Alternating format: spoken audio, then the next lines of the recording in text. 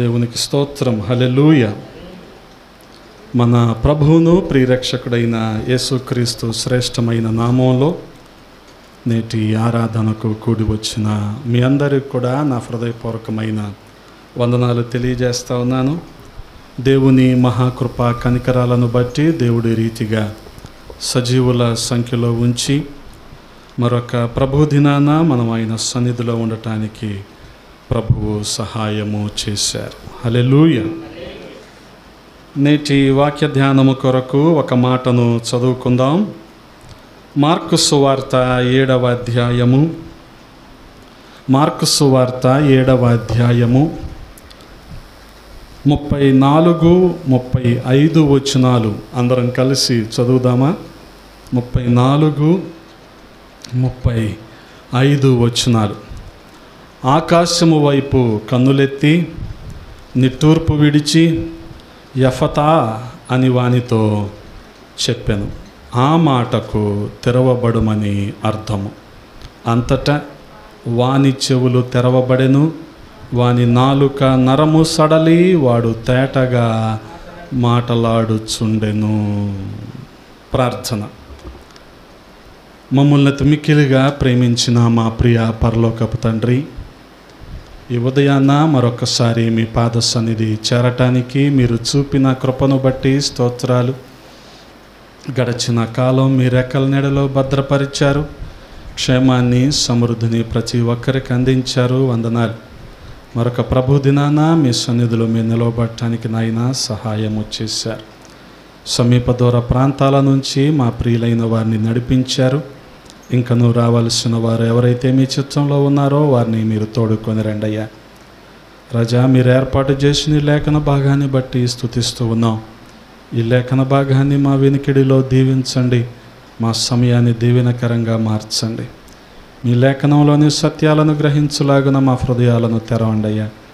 నిలవబడుతున్న నన్ను మరుగు చేయండి, మీ ఆత్మచేత నింపి వాడుకోండి. సమస్తాన్ని మీ స్వాధీనంలో ఉంచుకొనండి. మీకే మహిమలు ఆరోపిస్తూ యేసయ్య పరిశుద్ధ నామంలో అడిగి వేడుకుంటున్నాము తండ్రి, ఆమేన్. దేవునికి స్తోత్రం. హల్లెలూయా. ప్రభువునందు ప్రియ సహోదరి సహోదరులారా, మార్కు సువార్త 7వ అధ్యాయము 34, 35 వచనాల్లో ఉన్న వాక్య భాగాన్ని మరొకసారి చదువుతూ ఉన్నాను, గమనించండి. ఆకాశం వైపు కన్నులెత్తి నిట్టూర్పు విడిచి యఫతా అని వానితో చెప్పాను. ఆ మాటకు తెరవబడమని అర్థము. హల్లెలూయా. ప్రభునందు ప్రియ సహోదరి సహోదరులారా, చూడగలిగితే యేసుక్రీస్తు ప్రభువు వారి సేవా జీవితము లేదా పరిచర్య దినాలలో ఆయన నానా రకాలైన సేవలను చేశారు. దయ్యాలను వెళ్ళగొట్టడం, రోగులను స్వస్థపరచటం, అద్భుత ఆశ్చర్య కార్యాలు ఆ సమాజంలో జరిగిస్తూ ఉండటం, సూచక క్రియలు ఆయన జరిగిస్తూ ఉండటం, అలాగే దేవుని రాజ్యానికి సంబంధించిన విషయాలను ఆయన ఉపమాన రీతిగా బోధిస్తూ ఉండటం. ఈ విధంగా ఆయన పరిచర్యలు కొనసాగుతూ ఉన్నాయి. అందులో ఒకానొక పరిచర్య ఏంటంటే ఒక్క మాట పరిచర్య లేదా పదము పరిచర్య. ఒక్క పదం. గమనించండి, ఇక్కడ యేసుక్రీస్తు ప్రభువారు నోరు తెరిచి ఏమన్నాడు? ఆయన యఫతా అని వానితో చెప్పెను. ఆ మాటకు తెరవబడమని అర్థము. ఒకే ఒక్క పదముతో లేదా మాటతో ఆయన అద్భుతాలు చేశాడు. ఇక్కడ యఫతా అని అరామిక్ భాషలో యేసుక్రీస్తు ప్రభువారు మాట్లాడిన భాష అరామిక్ భాష. అందుకనే మనకి ప్యాషన్ ఆఫ్ ది క్రైస్ట్ ఇంకొక వారంలో బహుశా మీరు టీవీలు కతుక్కుపోయి చూస్తారేమో. అందులో వాడిన భాష అంతా కూడా అరామిక్ భాష. కాబట్టి ఆయన అరామిక్ భాషలో ఏమన్నాడు? యఫతా అన్నాడు. దానికి అర్థం తెరవబడుము అని అర్థం, తెరుచుకో అని అర్థం. గమనించండి, ఏవైతే మూయబడినవో అవి ఈ రోజున తెరవబడాలి. ఎందుకనంటే మన దేవుడు, మనం ఆరాధించే దేవుడు, మనం సేవించే దేవుడు దేన్నైనా సరే మోస్తే ఎవరు కూడా తెరవలేరు, దేన్నైనా తెరిస్తే ఎవరు కూడా దానిని మూయలేరు. హల్లెలూయా. గమనించండి, యెషయా గ్రంథము 22వ అధ్యాయము 22వ వచనంలో ఈ రీతిగా రాయబడి ఉంది కదా. నేను దావీదు ఇంటి తాళపు అధికార భారమును అతని భుజము మీద ఉంచెదను. అతడు తీయగా ఎవడును మూయజాలడు. అతడు మూయగా ఎవడును, హల్లెలూయా, అతడు తీయగా ఎవడును మూయజాలడు. అతను మూయగా ఎవడును తీయజాలడు. ఆయన మూసాడంటే ఎవరు కూడా తెరవలేరు, ఆయన తెరిచాడంటే ఎవరు కూడా మూయలేరు. గమనించండి, ఆదికాండం 6వ అధ్యాయంలో నోవాహు ఓడగట్టాడు, అందరినీ పిలిచాడు, ఎవరు రాము అన్నారు, నోవాహుని ఎగతాళి చేశారు. మొత్తానికి దేవుడు చెప్పిన రీతిగా నోవాహు జతల జతలుగా పక్షుల్ని, జంతువుల్ని, మరి అన్ని ప్రాకే వాటిని, ఎగిరే వాటిని అన్నిటిని కూడా ఆ ఓడలో భద్రపరిచాడు. ఆ తరువాత దేవుడు ఆ ఓడ తలుపును మూసేశాడు. ఎవరైనా తీయగలిగారా దాన్ని? తర్వాత వచ్చి బాబాయ్ తీవా అన్నారు జనాలు. తీశాడా? మావా తీవా అన్నారు. తీశాడా? ఎందుకు? అది ఎవరు మూశారు? హల్లెలూయా. ఆయన మూస్తే ఎవరు కూడా తీయలేరు, ఇంకా ఆయన తెరిస్తే ఎవరు కూడా మూయలేరు. ఎంత గొప్ప దేవుడండి. అందుకనే ఆయన మరి ఆ ఓడ తలుపును మూసేశాక ఆకాశ తూములు తెరచాడు. 40 రోజులు కొండపోతగా ధారగా వర్షం పడతానే ఉంది. ఎవరైనా మూయగలిగారా దాన్ని? ఎందుకని? ఆయన ఆకాశ తూములను తెరచాడు, ఎవరు కూడా దాన్ని మూయలేరు. ఆయన ఈ ఓడ తలుపుల్ని మూశాడు, ఎవరు కూడా దాన్ని తెరవలేరు. అది మన దేవుని యొక్క సార్వభౌమాధికారము. హల్లెలూయా. అందుకని రాజుల మొదటి గ్రంథంలో 17-18 అధ్యాయాల్లో మనం చూడగలిగితే మరి ఇశ్రాయేలీలకి వర్షాలు లేవు. 3 సంవత్సరాలు దాదాపుగా అంతకంటే పైగా ఇశ్రాయేలీలకి వర్షాలు లేవు. మరి భూమిలో తడంతా కూడా ఆరిపోయి ఏమీ పండటం లేదు, కరువు వచ్చేసింది.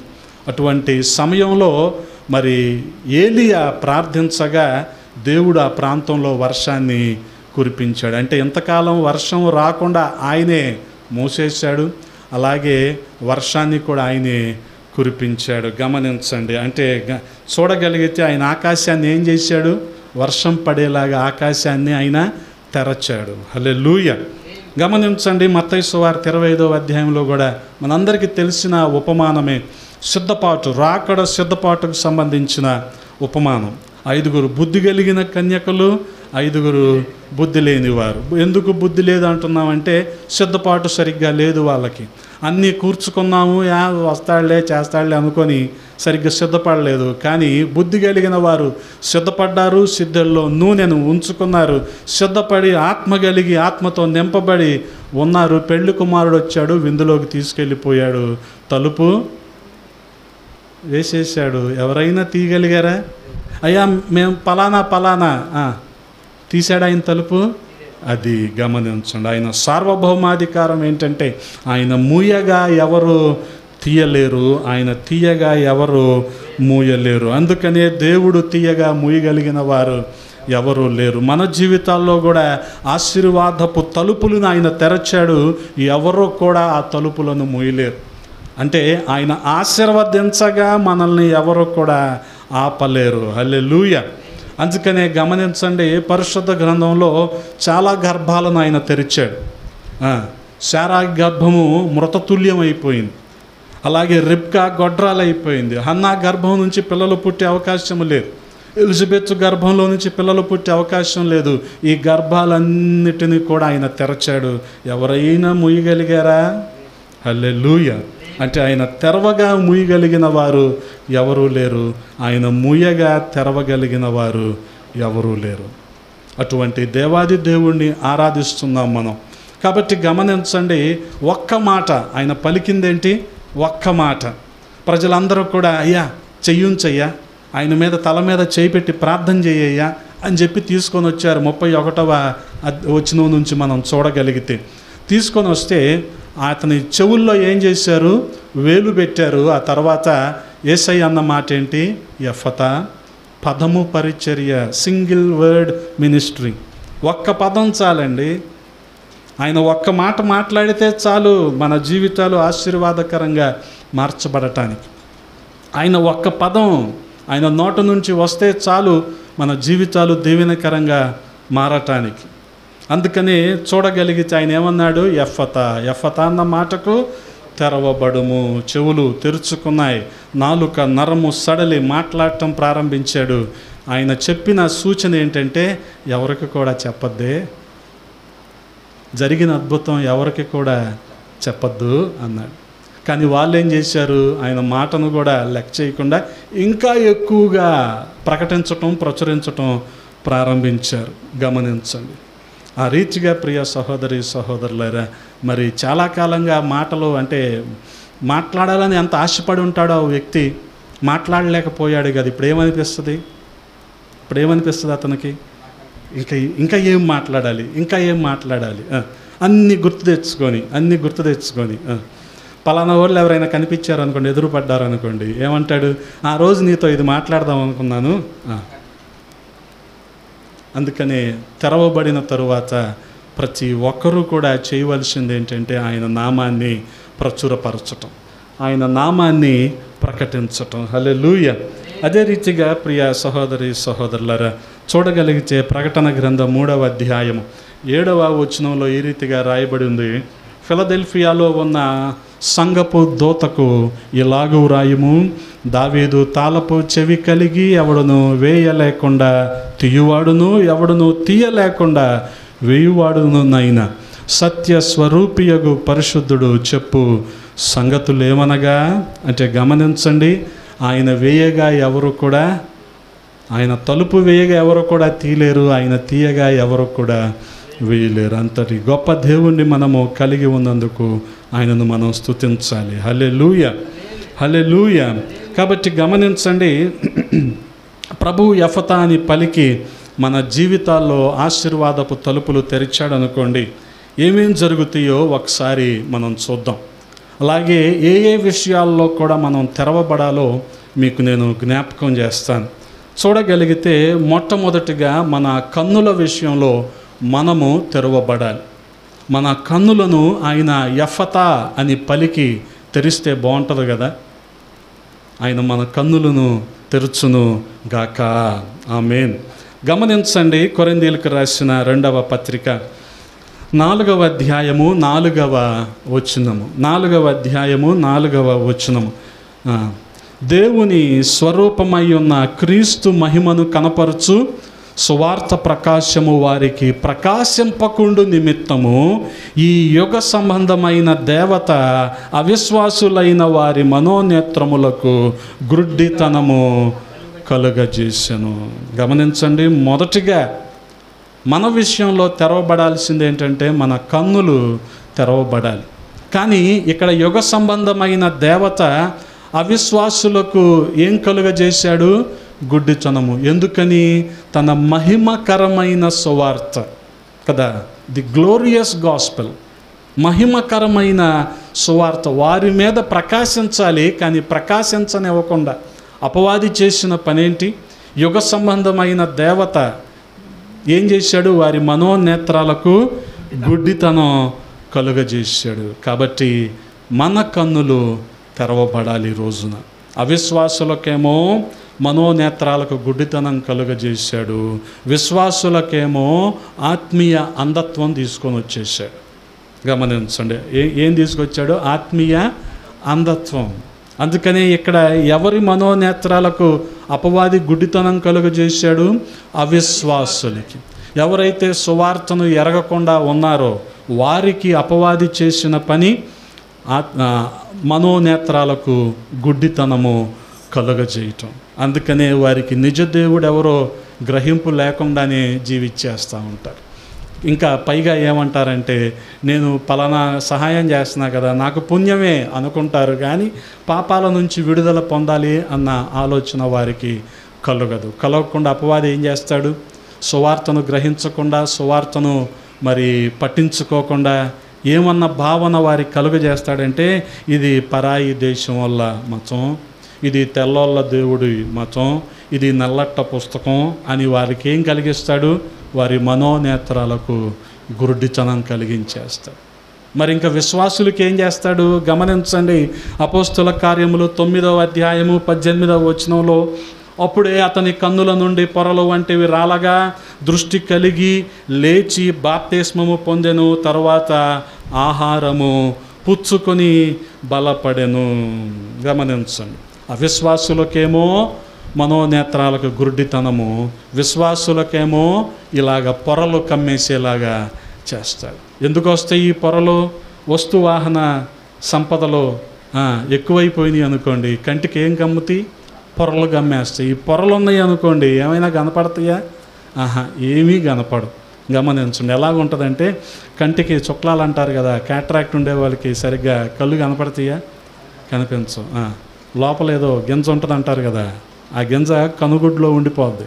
దాన్ని ఏం చేయాలి? తీయాలి. తీస్తే కానీ కన్ను తేటగా కనపడుద్ది. గమనించండి, వాస్తవంగా మనకి కంటినిచ్చిన దేవుడు మనల్ని చూస్తున్నాడు కదా, ఆయనకు మరుగైంది ఏదైనా ఉందా? ఏదీ లేదు. అందుకనే గమనించండి, ఆత్మీయమైన గర్వం కారణంగా కంటికి పొరలు. ఇప్పుడు సౌలు విషయంలో కూడా ఆత్మీయమైన గర్వం. నేను పలానా తార్సులో చదువుకున్నాను, నేను గమాలియేలు పాదాల దగ్గర విద్యను అభ్యసించాను, నేను రోమా పౌరసత్వాన్ని కలిగి ఉన్నాను, నేను పరిసయ్యుణ్ణి, ధర్మశాస్త్రం అంతా నాకు తెలుసు. విశ్వాసే, కానీ నిజ దేవుణ్ణి తెలుసుకొని విశ్వాసి సౌలు. అందుకని ఏం చేస్తున్నాడు? ప్రభువుని వెంబడిస్తున్న వారిని, సంఘముగా కూడి ఆరాధిస్తున్న వారిని కనిపెట్టి మరీ వాళ్ళని బయటికి ఈడ్చి మరీ కొడతా ఉన్నాడు. గమనించండి, మనం కూడా ఈ వారం కాలంలో చూస్తూ ఉన్నాం కదా, 25వ తారీఖున మనం ఫౌండేషన్ డే ఏర్పాటు చేసుకున్నాం. కానీ నా మనస్సంతా కూడా చాలా బాధగా ఉంది. కారణం ఏంటంటే, సత్యం చెప్తే చంపేస్తారా? చంపేస్తారు. అది చాలా జాగ్రత్తగా ఈ విషయాలు మనం అర్థం చేసుకోవాలి. ఎందుకు చంపేస్తారు అంటే చంపేస్తారు. సౌలు చేసింది అదేగా ఆ రోజున. ఏంటి? ప్రభువుని వెంబడిస్తే గృహాల్లో కూర్చొని ఆరాధించుకుంటుంటే బయటికి ఈడ్చుకొచ్చి మరీ తంతారా? తన్నారు ఆ రోజున. అదే ఈ రోజును కూడా మనం చూస్తూ ఉన్నాం. కాబట్టి గమనించండి, ఈ వారం కాలంగా చాలామంది పదుల సంఖ్యలో నాకు మెసేజ్ పెట్టారు, అన్నయ్య ఎక్కడికి వెళ్ళొద్దు, అన్నయ్య సింగిల్గా వెళ్ళొద్దు. అవునా? సింగిల్గా వెళ్ళకుండా, ఎక్కడికి వెళ్ళకుండా ఒక్కడనే ఇంట్లో ఉండి ఏం చేయాలి కదా? వెళ్ళేటప్పుడు చెప్పకుండా వెళ్ళాలి, అంతే కదా? పలానా చోటకి వెళ్తున్నామని చెప్తేనే కదా బాధ. చెప్పకుండా వెళ్ళాలి కదా. అంటే ఇది ఒక రకమైన పిరికితనాన్ని అపవాది మనలో కలిగించేస్తూ ఉంటాడు. సేవకులు ఒంటరిగా వెళ్ళొద్దు, అందరూ కలిసి వెళ్ళండి. చూసారా, అందరూ కలిసి వెళ్ళండి అనే పాటికల్లా మనకేం గుర్తొస్తుంది? టీం గుర్తొస్తుంది. ఒక్కడిగా ఏం చేయలేడు, టీంగా ఏం చేస్తారు? కాబట్టి పనులందరూ ఒక చోట ఉంటే పని జరుగుద్దా? ఇది జనాలకు అర్థం కావట్లా. పనులందరూ ఒక చోట ఉండకూడదు, అది పని జరగదు.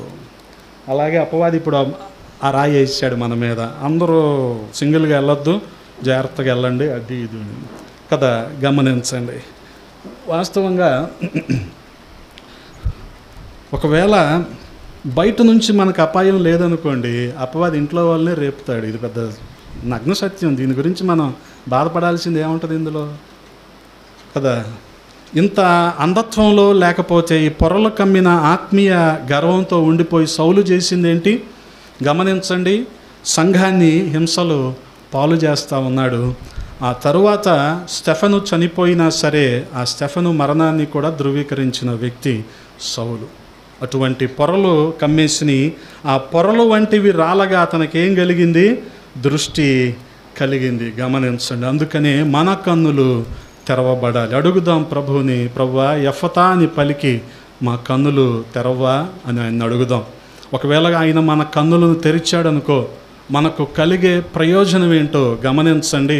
మొదటిగా మనం చూడగలిగితే 119వ కీర్తన 18వ చరణంలో, 119వ కీర్తన 18వ చరణంలో, నేను నీ ధర్మశాస్త్రమునందు ఆశ్చర్యమైన సంగతులను చూచున్నట్లు నా కన్నులు తెరువుము. కన్నులు తెరవబడితే మనం ఏం చేస్తాం? ధర్మశాస్త్రములోని, దేవుని వాక్యములోని ఆశ్చర్యకరమైన సంగతులు మనం చూస్తాం. దేవుని గ్రంథములో ఉన్న ఆశ్చర్యమైన సంగతులు. ఎందుకంటే గమనించండి, ఆశ్చర్యం మనకి ఆనందాన్ని కలుగజేస్తుంది.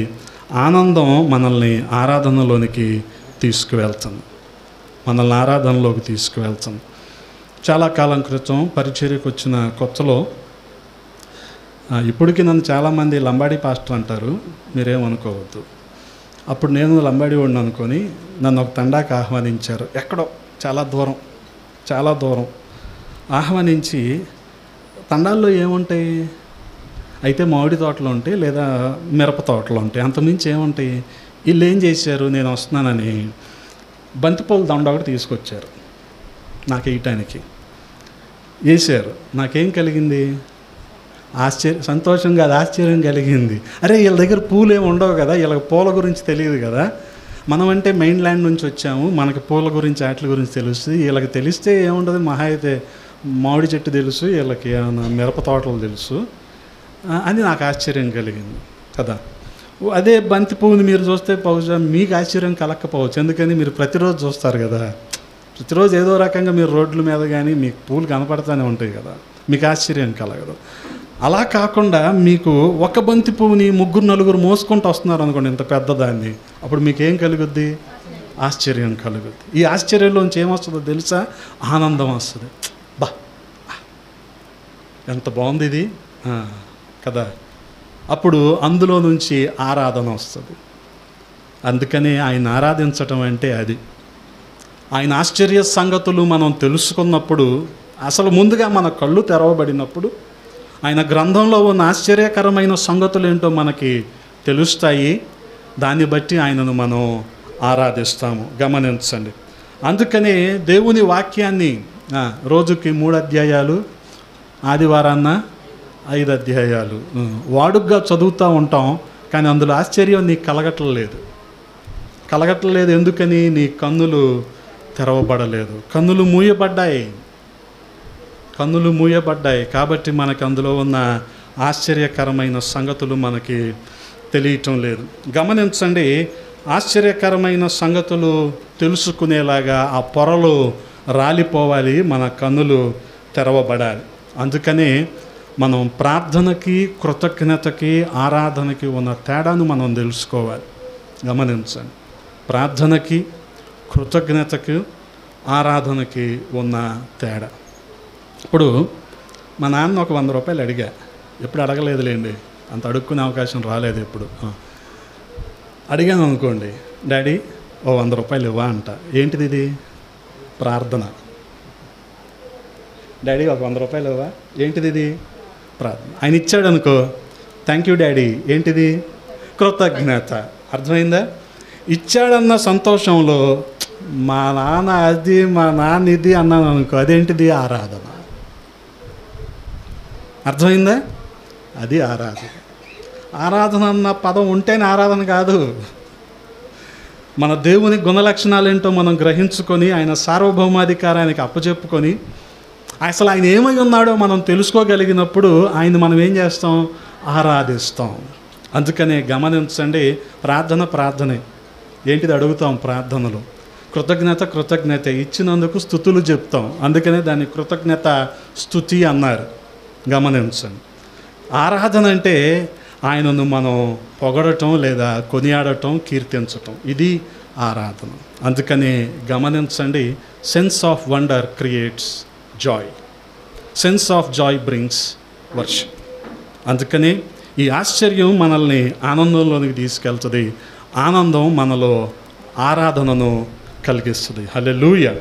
అదే రీతిగా మన కన్నులు తెరవబడితే ఒక ప్రయోజనం ఏంటంటే, ఆయన ధర్మశాస్త్రంలో ఉన్న ఆశ్చర్యకరమైన సంగతులను మనం చూస్తాం. అలాగే మరొక సంగతి కూడా మీకు నేను జ్ఞాపకం చేస్తాను. గమనించండి, 2వ రాజుల గ్రంథము 6వ అధ్యాయము 15వ వచనం నుంచి ఎవరైనా చదువుతారా ఒకసారి? 2వ రాజులు 6:15. చదవండి అంటే. పెందలకాడ లేచి బయటికి వచ్చినప్పుడు గుర్రములను రథములను గల సైన్యము పట్టణము చుట్టుకొని ఉండగా కనబడెను. అంతటా అతని పనివాడు, అయ్యో నా ఏలినవాడా, మనం ఏమి చేయుదమని ఆ దైవజనునితో అనగా, అతడు, భయపడవద్దు, మన పక్షమునున్నవాడు వారికంటే అధికులై ఉన్నాడని చెప్పి, యెహోవా వీడు చూచునట్లు దయచేసి వీని కండ్లు తెరవమని. 17వ వచనం, యెహోవా వీడు చూచునట్లు దయచేసి వీని కండ్లు తెరవమని ఎలీషా ప్రార్థన చేయగా, యెహోవా పనివాని కండ్లను తెరవజేసెను గనుక వాడు ఎలీషా చుట్టూను పర్వతము అగ్ని గుర్రముల చేత రథముల చేతను నిండియుండుట చూచెను. గమనించండి, ఇక్కడ ఇశ్రాయేలీలందరినీ కూడా సిరియన్లు చుట్టుముట్టేశారు. కానీ ఎలీషా ప్రార్థన చేస్తూ ఉన్నాడు, చుట్టూ ఏం కనపట్టలే. ఎందుకు ఈ పనివాడికి ఏమీ కనపట్టలేదంటే అతని కన్నులు మూయబడ్డాయి. ఎలీషా చేసిన ప్రార్థన ఏంటి? ప్రభువా వీడి కన్నులు తెరువు. దేవుడు ఎప్పుడైతే ఈ పనివాని కన్నులు తెరచాడో ఏం చూశాడు? ఆ పని అతను ఆ సహాయకుడు ఏం చూశాడు? దేవుని కాపుదలను చూశాడు. హల్లెలూయా.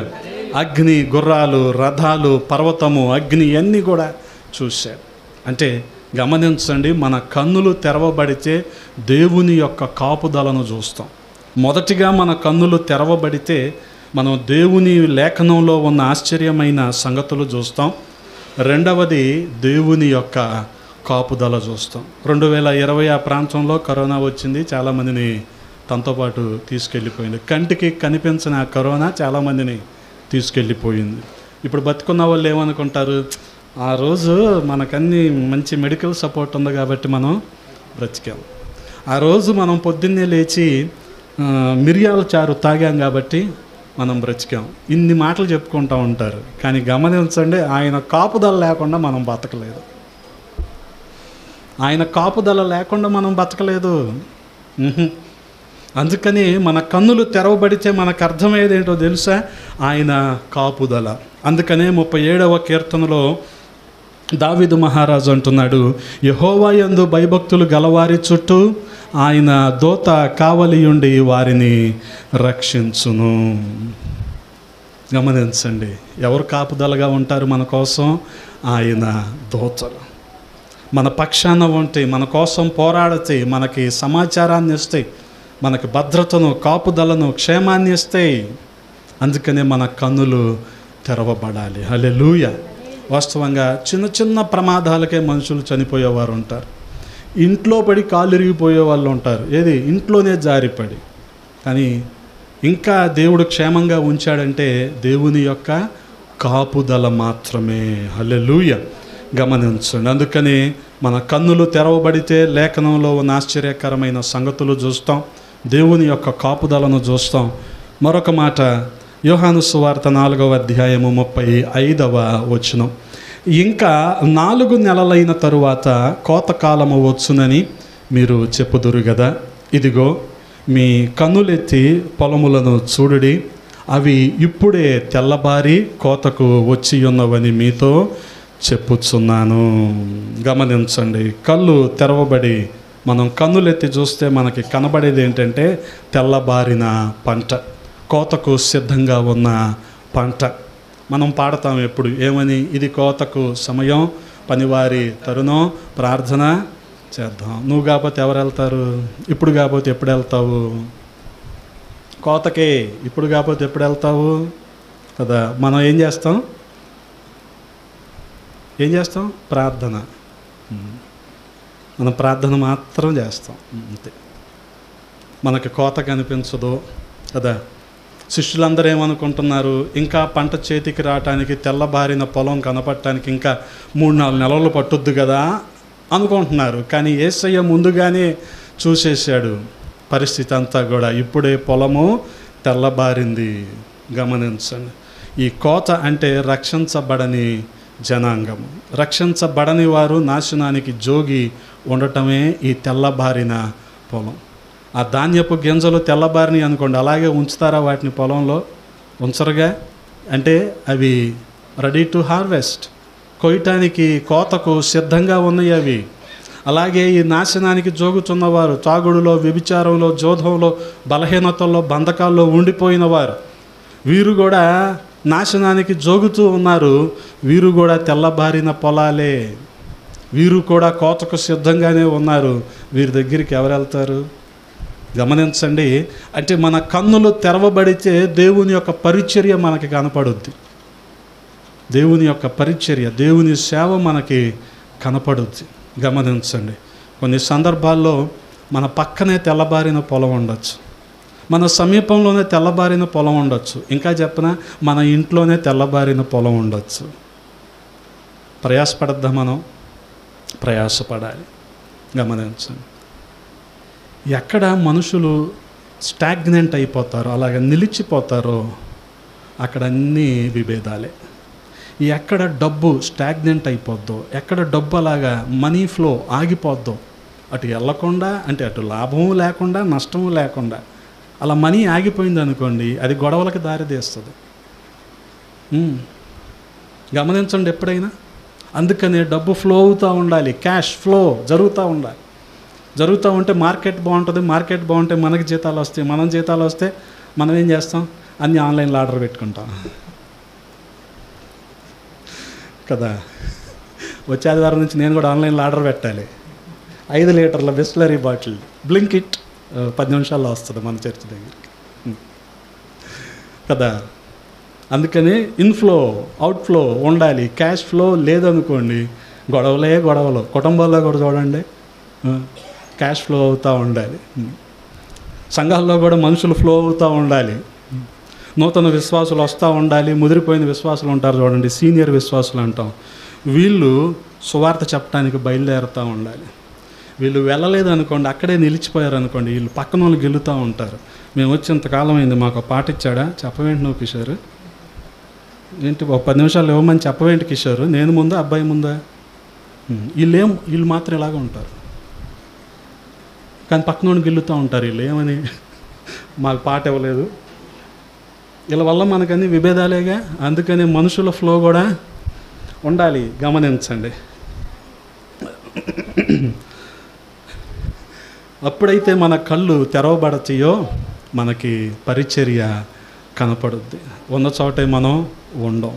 గమనించండి. చాలామందికి పంట కనిపించేటప్పుడు విఘ్నత కోల్పోతూ ఉంటారు. తెల్లబారిన పొలం కనిపించేసరికి వివేకం కోల్పోతూ ఉంటారు. ఎథిక్స్ ఉండవు అక్కడ. ఎక్కడికి వెళ్ళే వారిని తీసుకొచ్చి కూర్చోబెట్టి ఇదే సంఘం అంటూ ఉంటారు. ఒక సంఘంలో ఉన్న వాళ్ళు తీసుకొచ్చి గ్రూప్ ఫోటో దిగి ఇదే మా క్యాలెండర్ అంటారు. వివేకం వివేచన పోయింది అక్కడ కదా.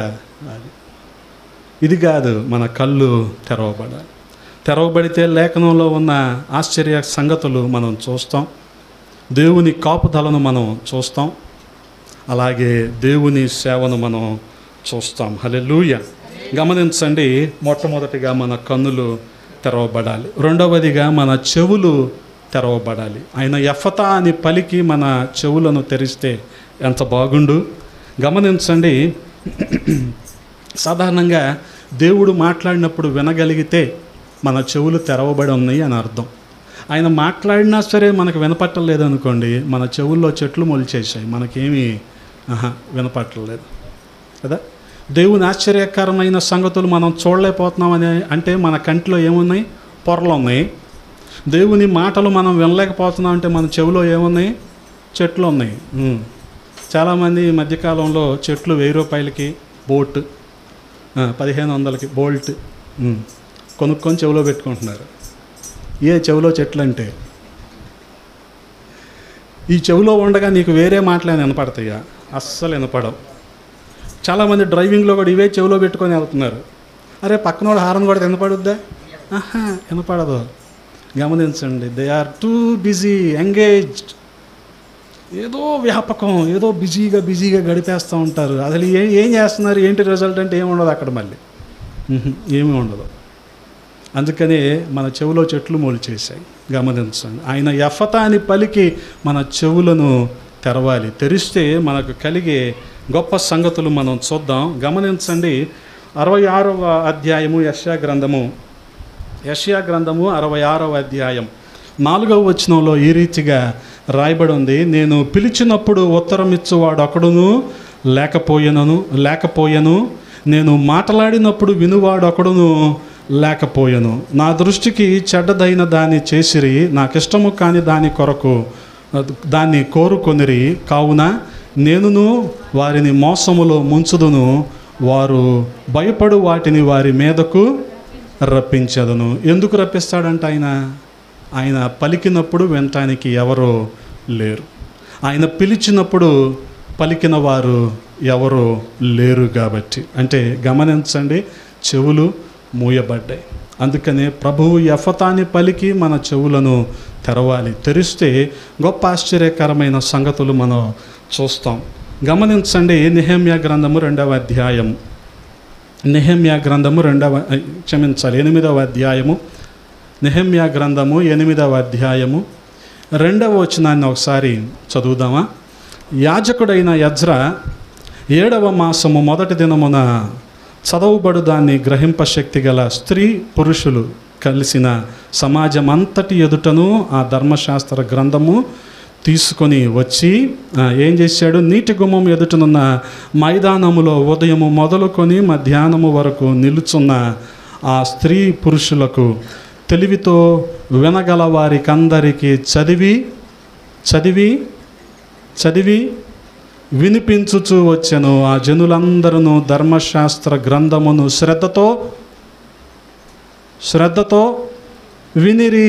గమనించండి, దేవుని ధర్మశాస్త్ర గ్రంథాన్ని ఎజ్రా 7వ నెల మొదటి రోజున తీసుకొని వచ్చి వినటానికి ఆసక్తి కలిగిన వారు, విని గ్రహించేవారు స్త్రీ పురుషులందరినీ కూడా మైదానంలో నిలవబెట్టి ఆయన ఈ ధర్మశాస్త్ర గ్రంథాన్ని చదవటం మొదలుపెట్టాడు.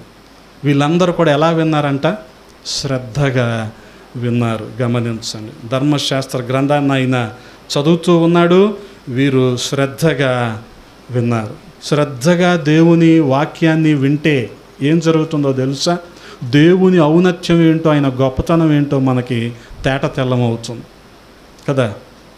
మనది గంటన్నరే, కానీ ఓ 10 నిమిషాలు దాటింది అనుకోండి, మనకు కూడా కొంచెం కష్టంగానే ఉంటుంది. అలవాటు పడిన ప్రాణం కదా గంటన్నరకి కదా. పరిచర్య ప్రారంభించకముందు నేను తిరువూరులో హెబ్రోను అంటే భక్సింగ్ గారి సహవాసం అక్కడికి వెళ్ళేవాళ్ళం. అక్కడ కొంతకాలం అన్నయ్య దగ్గర పరిచారకుడుగా ఉన్నాం. కరుణాకర్ అన్నయ్య అని, ఆయన కరోనాలో ఆయన కూడా ప్రభు సన్నిధికి వెళ్ళిపోయాడు. గొప్ప సేవకుడు ఆయన. ఎన్నింటికో తెలుసా మందిరం? 9ంటికి. ఎన్నింటికి అవుద్దో తెలుసా? 2ంటికి. ఎన్ని వర్తమానాలు ఉంటాయో తెలుసా? 3 వర్తమానాలు ఉంటాయి. 3 వర్తమానాలు ఉంటాయి. 5-6 గంటలు నువ్వు కూర్చొని 3 వర్తమానాలు వినాలంటే నీకు కదా, ఒక గంటన్నరలో 45 నిమిషాలు, గంట వర్తమానం వినటానికి మాత్రమే నీకు కొద్దిగా పర్వాలేదు. నా అనుమానం ఏంటంటే రాబోయే రోజుల్లో మనం కూడా అమెరికా వాళ్ళగా అయిపోతామేమో అనిపిస్తుంది. అంటే they are specific about time.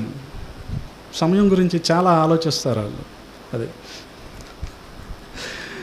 ఒకసారి నేను ట్రై చేశా, 1 నిమిషం దాటించా జూమ్లో, ఎవరికాళ్ళు లెఫ్ట్ అయిపోతున్నారు. అందుకని ఎప్పుడు కూడా ఇంకో 30 సెకండ్లు ఉందనంగానే ముగించడానికి ప్రయత్నిస్తున్నాయి ఈ మధ్య.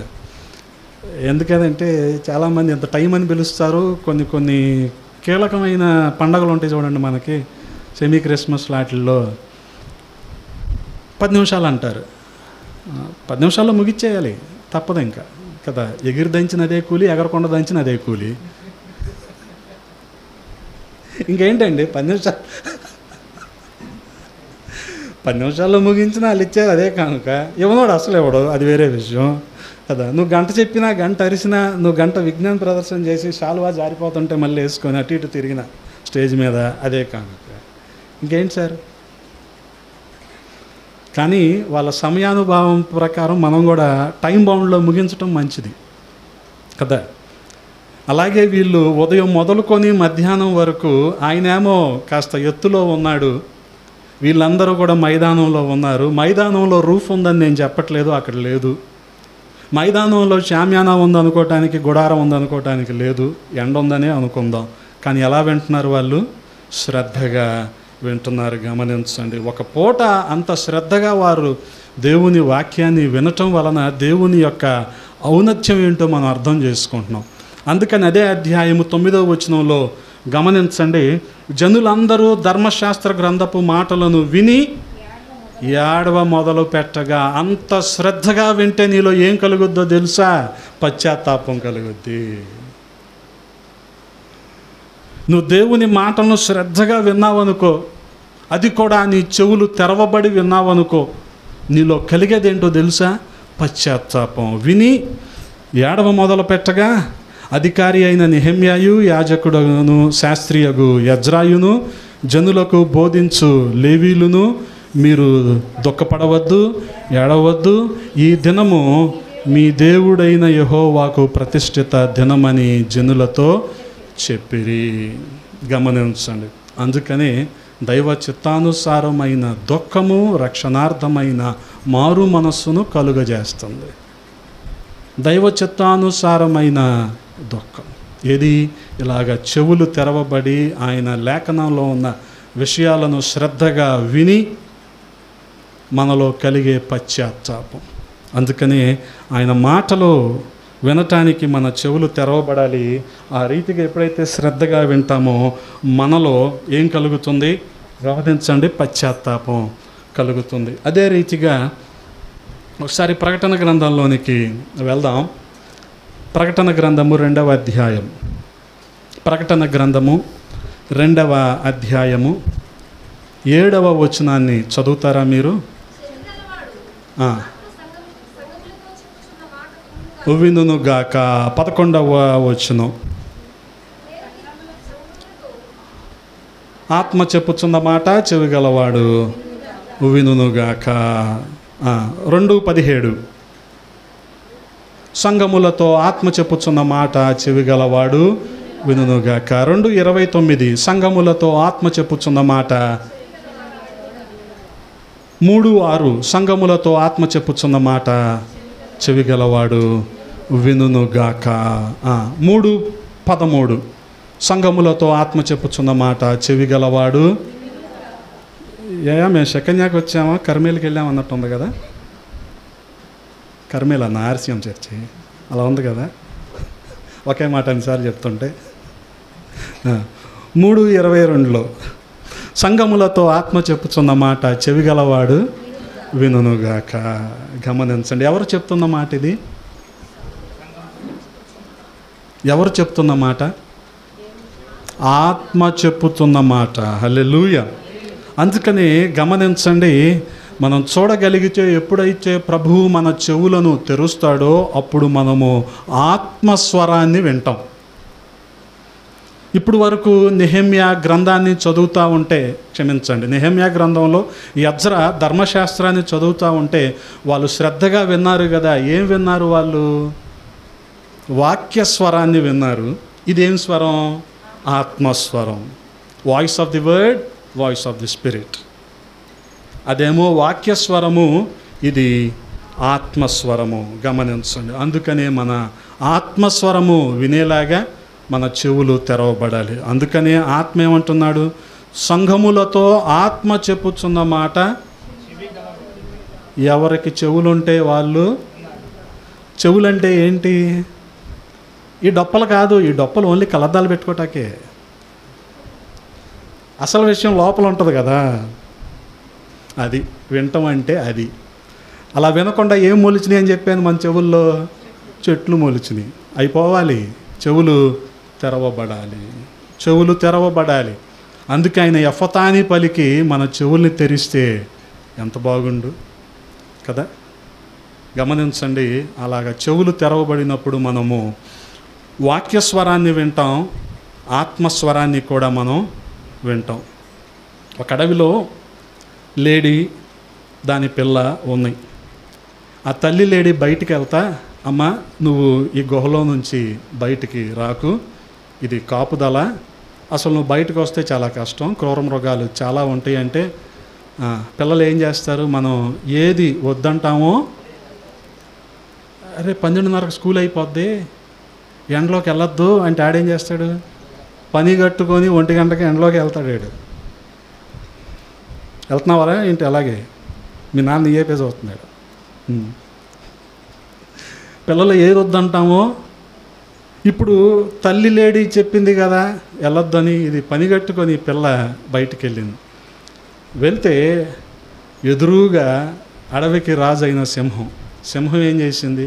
సింహం కొద్దిగా న్యాయంగా ఉంటుందిలేండి. ఎందుకనంటే వెంటనే పడేసి తినేది కకృతిగా. ఏం చేస్తుంది? ముందు ఒక కాషన్ ఇస్తుంది, అంటే గర్జిస్తుంది. గర్జించినప్పుడు ఈ చిన్న చిన్నవన్నీ ఏం చేయాలి? సర్దుకోవాలి అటు ఇటు. ఇదేమో సర్దుకోకుండా అలాగే నిలబడింది. మరి అడవికి రాజుగా కోపం వస్తుందిగా. ఏం చేసిందంటే దీన్ని చంపేసి అక్కడ పడేసింది. ఈలోపు దూరం నుంచి ఈ విషయాన్ని ఒక నక్క చూసి వచ్చి ఎదురుగా ఎప్పుడు అవకాశం వస్తుందని ఎదురు చూస్తూ ఉంది. ఈ సింహం చంపింది కదా, 4 అడుగులు అటు వేసేలోపు ఈ నక్క ఏం చేసిందంటే 2 చెవులు కూడా కొరికేసింది. 2 చెవులు అదే ఈ డొప్పలో కొరికేసింది. కొరికేసి మళ్ళీ సింహం వచ్చే టైంకి అక్కడ నిలబడి కామ్గా ఏం తెలియనట్టుండి, రాజా మరి మీరు అడవికి రాజు, మీకు ఎక్కడైనా ఆహారం దొరుకుద్ది, మాలాంటి వాళ్ళ గురించి కూడా మీరు ఆలోచించాలి కదా. అందులోనూ ఈ అంగవైకల్యం ఉన్నదాన్ని ఏం తింటారు మీరు? అంగవైకల్యం అంటే ఏంటి? దానికి ఇప్పుడు డొప్పలు లేవు.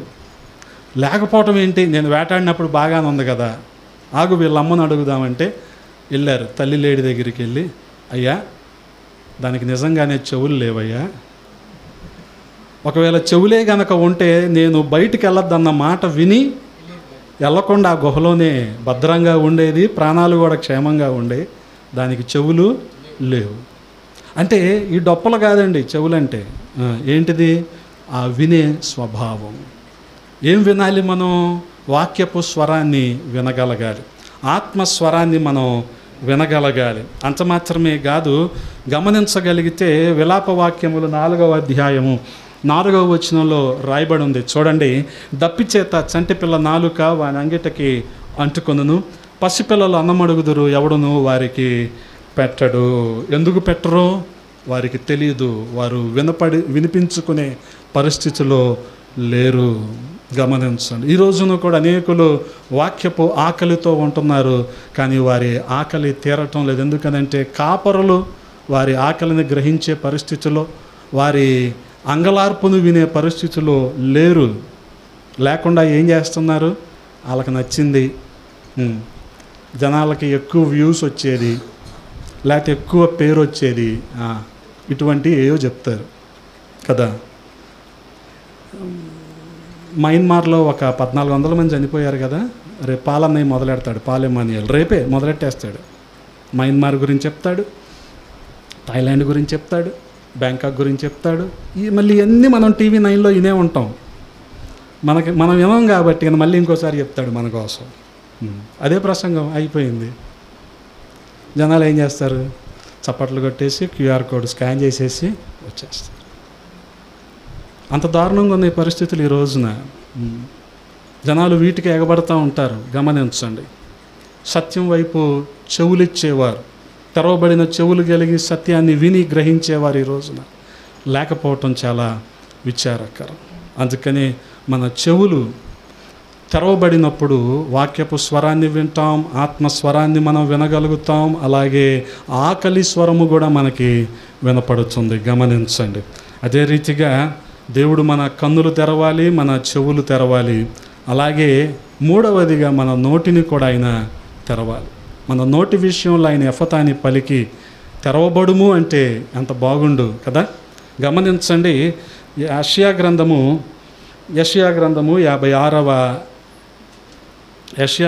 56వ అధ్యాయము 10వ వచనాన్ని చదువుతూ ఉన్నాను. గమనించండి. వారి కాపరులు గ్రుడ్డివారు, వారందరూ తెలివిలేని వారు, వారందరూ మోగ కుక్కలు మొరగలేరు, కలవరించుచు పండుకొని వారు నిద్రాశక్తులు. వారందరూ ఎవరు? మోగ కుక్కలు, వాళ్ళు మొరగలేరు.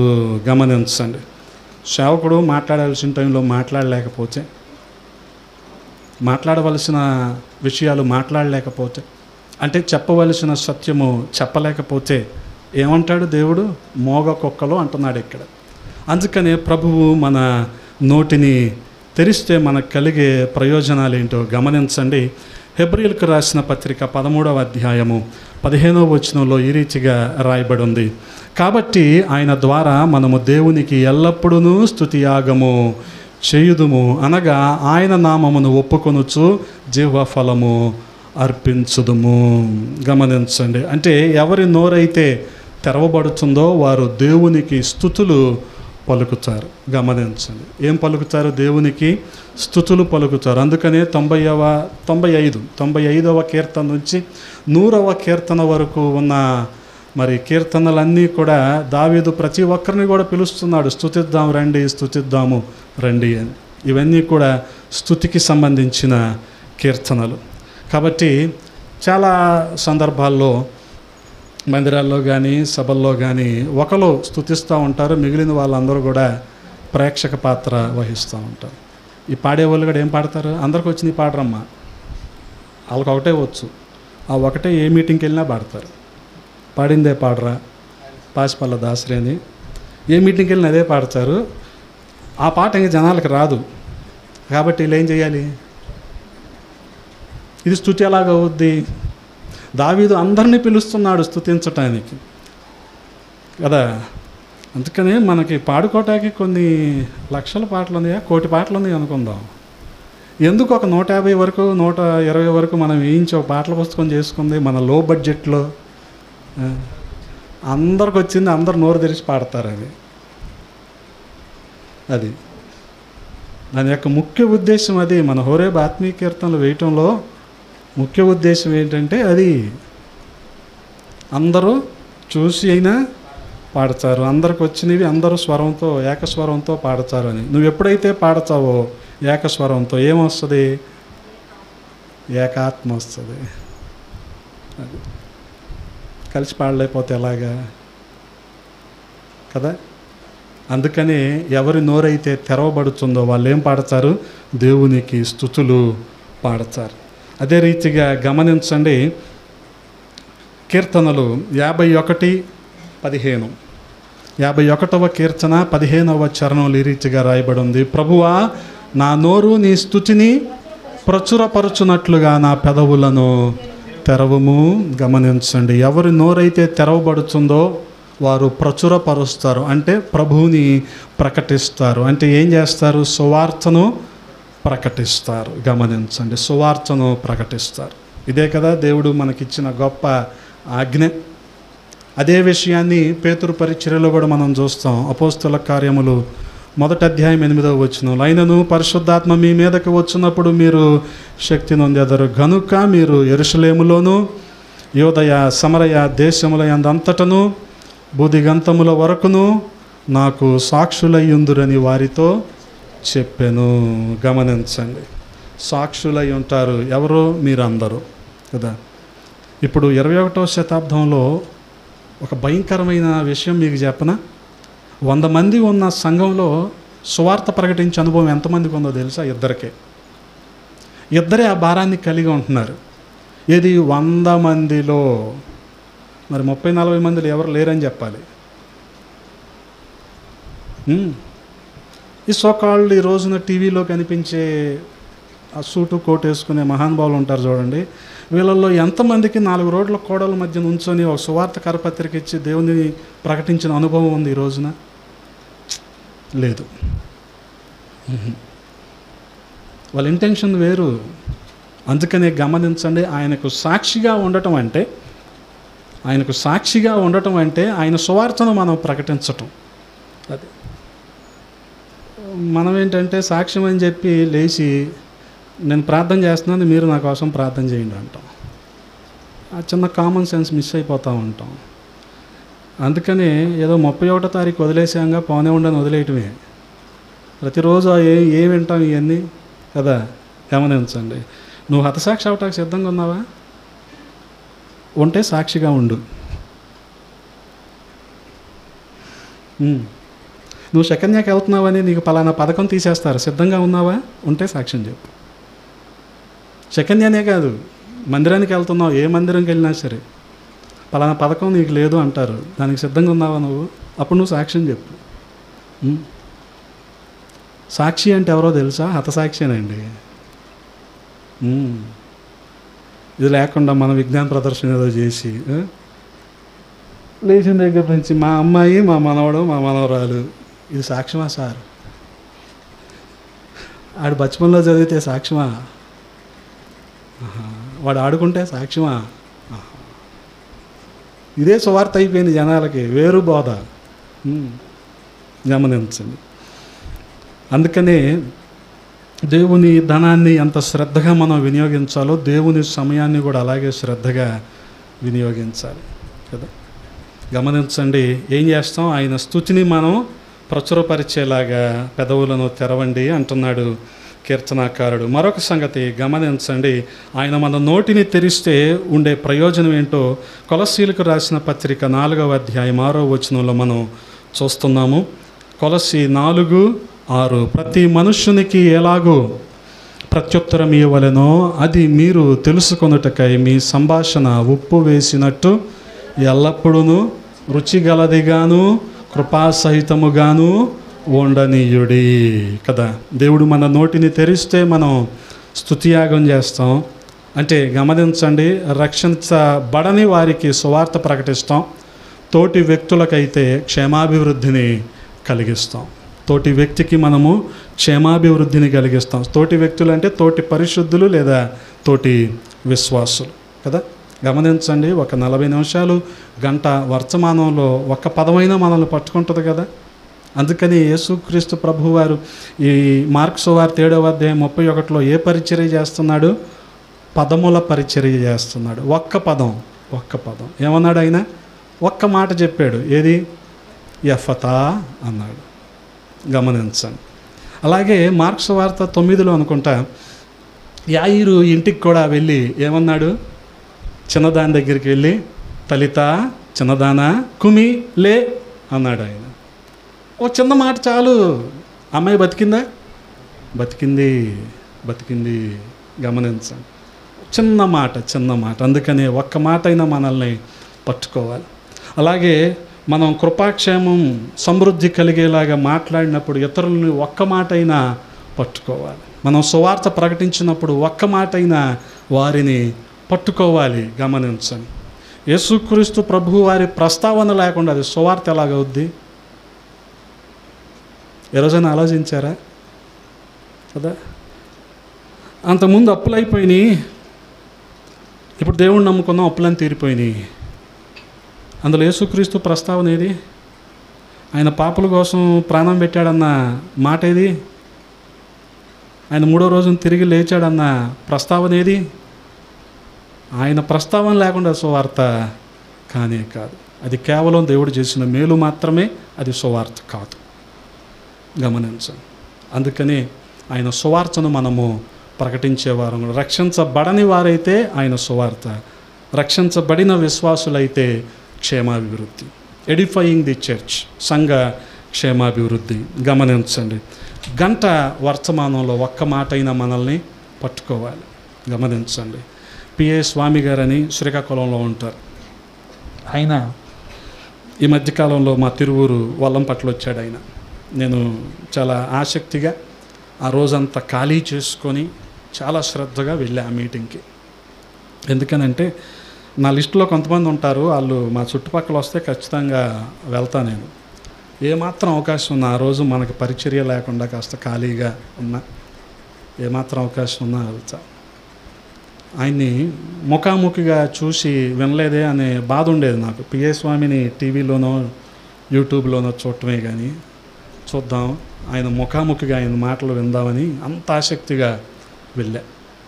ఆయన చెప్తూ వారి సంఘంలో విషయాన్ని ఆయన ఏమన్నాడంటే, అందరూ యోసేపులేనా, బోయాజులాగా ఎవరు ఉండలేరా అన్నాడంట వాళ్ళ సంఘంలో. దానికి ఒక యవనస్తుడు ప్రేరేపించబడి ఆ రకంగా చేశాడంట. గమనించండి, అంటే ఆ ఒక్క మాట యవనస్తుడిని పట్టుకుంది. గమనించండి, ఆ ఒక్క మాట యవనస్తుడిని పట్టుకుంది. అలాగే ఒక్క మాట, దేవుని మాట, అది ఎంతో ప్రయోజనకరంగా మన జీవితాలకు ఉంటుంది. అందుకని ప్రభువు మన నోటిని తెరిస్తే బాగుండు. ఆయన మనం స్తుతిస్తాము, ఆయన సువార్తను మనం ప్రకటిస్తాము, తోటి విశ్వాసులకు మనం క్షేమాన్ని కలిగిస్తాం. అలాగే మరొక విషయాన్ని కూడా గమనించండి, అదేంటంటే ఆయన మన హృదయాన్ని తెరిస్తే బాగుండు. ఆయన ఎఫతాని పలిగి మన హృదయాన్ని తెరిస్తే ఎంత బాగుండు కదా. ఇర్మియా గ్రంథము 17వ అధ్యాయం 9వ వచనంలో రాయబడి ఉంది, హృదయం అన్నిటికంటే మోసకరమైంది, అది ఘోరమైన వ్యాధి కలది, దాన్ని గ్రహింపగలవాడెవడు. గమనించండి, కళ్ళైతే మెరకలైపోయినాయి, చెవులైతే చెట్లు మొలిచేసినాయి, నోరైతే మోగదైపోయింది. మరి హృదయం ఏమైపోయింది? మోసకరం అయిపోయింది, మోసం చేసేదిగా అయిపోయింది. అందుకనే అటువంటి మోసకరమైన హృదయాన్ని ప్రభువు తెరిచాడు అనుకోండి, ఏ ప్రయోజనం కలుగుద్దో ఒకసారి మనం చూద్దాం. అపోస్తుల కార్యముల గ్రంథము 16వ అధ్యాయము 14వ వచనం. అపోస్తుల కార్యముల గ్రంథము 16వ అధ్యాయము 14వ వచనం. అప్పుడు లూదియాయను దైవభక్తి గల యొక్క స్త్రీ వినుచుండెను. ఆమె ఓదా రంగు పొడిని అమ్ము తొయితైరా పట్నస్తురాలు. ప్రభువు ఆమె హృదయము తెరచను గనక పౌలు చెప్పిన మాటల యందు లక్ష్యముంచెను.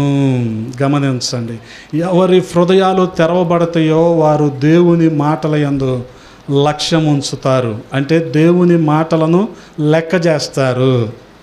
అంటే దేవుని మాటల్ని లెక్క చేయని వాళ్ళు కూడా ఉంటారంటే ఉంటారుగా. ఎవరో హృదయము కఠినమైపోయిన వారు, మోసకరమైన హృదయము కలిగిన వారు, మూయబడిన హృదయము కలిగిన వారు, బండబారిపోయిన హృదయం కలిగిన వారు దేవుని మాటలను అసలు లెక్క చేయరు, ఖాతరు చేయరు. సేవకుడు చెప్పినా సరే లేదా చెప్తా ఉంటారులే, అన్నీ అవుతాయా పెడతాయి అనుకుంటారు.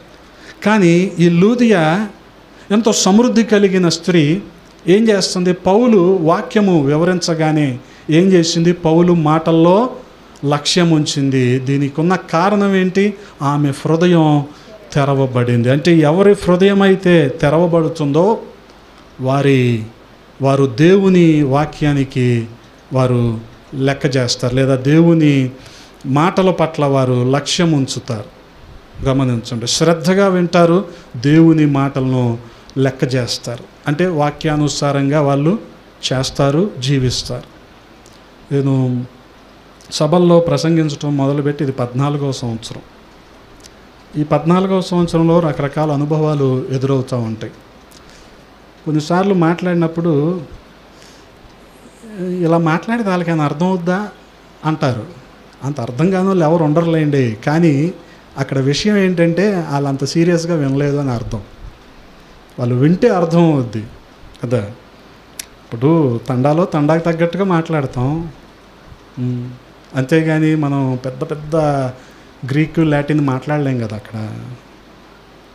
కానీ అక్కడ ముఖ్య కారణం ఏంటంటే వాళ్ళు శ్రద్ధగా వినలేదు, వారి హృదయం తెరవబడలేదు అని గమనించాం. కొన్ని చోట్ల అవంగానే వచ్చి కొంతమంది కలిసి బాగా మాట్లాడారండి అంటారు. ఏం అర్థమైందమ్మా అంటే ఒక మాట చెప్పరు. ఒక మాట అయినా వాళ్ళకేదో అర్థమై ఉండాలి కదా. ప్రతి లెంట్ కాలంలో ఈ శ్రమ దినాల్లో నాకు సిఎస్ఐ నుంచి పిలుపు వస్తుంది. ప్రతి సంవత్సరం అది జరిగేదే. మొన్న కూడా వెళ్ళి మాట్లాడా, 2 సభల్లో మాట్లాడా. దాదాపుగా ఒక 300-400 మంది ఉంటారు రోడ్డు మీదే, వీధి కూడికే. మాకు పరిచయం ఉన్న ఆవిడే మార్తమ్మని, అయ్యగారు బాగా మాట్లాడారండి అంది. ఇంకా ఆమె నేను తిరిగి అడగనుగా ఏం అర్థమైందమ్మా అని. ఎందుకంటే ఆమె ఎంత అర్థం అవుద్దో మాకు తెలుసు, ఆమె ఎంత శ్రద్ధగా వింటుందో నాకు తెలుసు. అది అందుకని అలా చెప్తూ ఉంటారు అంతే. అవన్నీ మనం పట్టించుకోకూడదు. నేను బాగా మాట్లాడానంటే అనుకోకూడదు, ఏముండదు. నేను ఎవరి గురించి మాట్లాడా? బైబిల్ గురించే మాట్లాడా కదా. ఒకవేళ ఈ విషయాలు లేకపోతే నేను చెప్పిన విషయాలు ఎవరైనా రిపీట్ చేసినా సరే, అయ్యా నా సొంత ఇవే, ఆయన ఇచ్చినవి అయితే నా సొంత పుస్తకం ఇది ఏమన్నా కాదు కదా, ఆయన ఇచ్చింది ఇది. మొన్న మీకు మంగళవారం గుర్తు చేసే కదా, కాటూరు కృష్ణ విజయబాబు ఉండేవాళ్ళు మన దగ్గర. అది వాళ్ళు ప్రారంభ దినాల్లో అసలు చాలా శ్రద్ధగా నోట్స్ పట్టుకొని వెంబడించేవాళ్ళు నన్ను. ఏంట్రా బాబు వీళ్ళందరూ అనుకుండేవాడిని నేను. ఈ కాటూరు కృష్ణ ఈరోజు నేను ఏం మాట్లాడానో నెక్స్ట్ మీటింగ్లో అది ఆయన మాట్లాడేసేవాడు. ఈరోజు నేను చెప్పిన వర్తమానాన్ని ఆయన నెక్స్ట్ మీటింగ్లో ఎక్కడో చోట ఆ వర్తమానం చెప్పేవాడు. ఇది మా దగ్గర జాన్ వెస్లీ అనే కుర్రోడు ఉండేవాడు అప్పుడులో.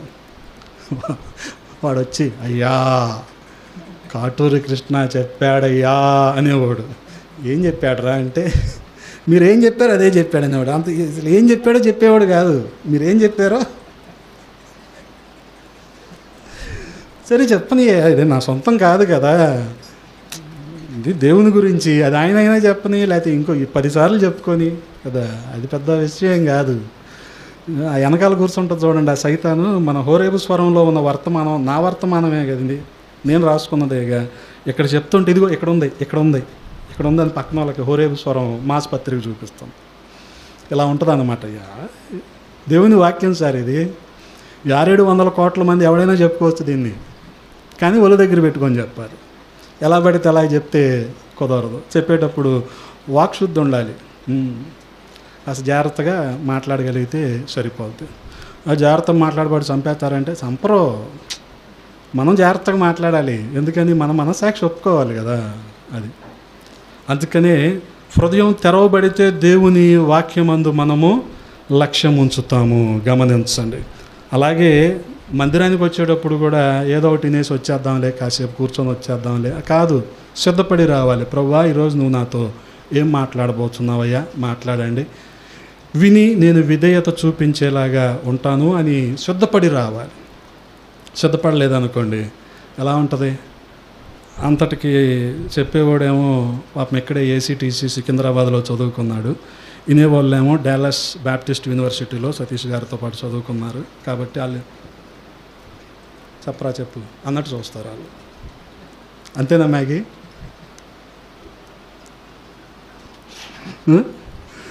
జనాలు అలా చూస్తారు మ్యాగీ. మెయిన్ లైన్ సంఘాలు మరీ దారుణంగా చాలా చీప్గా చూస్తారు జనాల్ని. ముఖ్యంగా బయట వర్తమానికి వెళ్ళినప్పుడు అన్నట్టు చూస్తారు. కానీ ఇన్న అరగంట తర్వాత వాళ్ళకి అర్థమైపోద్ది అంత అవసరం లేదని, అప్పుడు చేతులు కట్టుకుంటారు. గమనించండి. అలాగే మన హృదయం తెరవబడితే మరొక ప్రయోజనం ఏంటంటే, సామెతల గ్రంథము 4వ అధ్యాయము 23వ వచనాన్ని చదువుతూ ఉన్నాను. గమనించండి. నీ హృదయము నుండి జీవధారలు బయలుదేరును కాబట్టి అన్నిటికంటే ముఖ్యముగా నీ హృదయమును భద్రముగా కాపాడుకొనుము. గమనించండి. మన హృదయం తెరవబడితే హృదయం దేవుని యొక్క మాటలను లక్ష్యపరుస్తుంది, లెక్క చేస్తుంది. హృదయం తెరవబడితే హృదయంలో నుంచి జీవధారలు బయలుదేరతి. ఎలాగంటారు? ప్రకటన గ్రంథం 22వ అధ్యాయంలో మనం చూడగలిగితే, మరియు 1వ వచనం నుంచి, మరియు స్ఫటికము వలె మెరయునట్టి జీవజలముల నది దేవుని యొక్కయు గొర్రెపిల్ల యొక్కయు సింహాసనమునొద్ద నుండి ఆ పట్టణపు రాజవీధి మధ్యను ప్రవహించుట ఆ దూత నాకు చూపెను. గమనించండి. ఆ నదికి ఇటువైపు అటువైపు ఏమున్నాయి? జీవవృక్షం ఉంది. అలాగే అది నెలకు ఫలించుచు 12 కాపులు కాయును. ఆ వృక్షం యొక్క ఆకులు జనములను స్వస్థపరచుటకై వినియోగించును.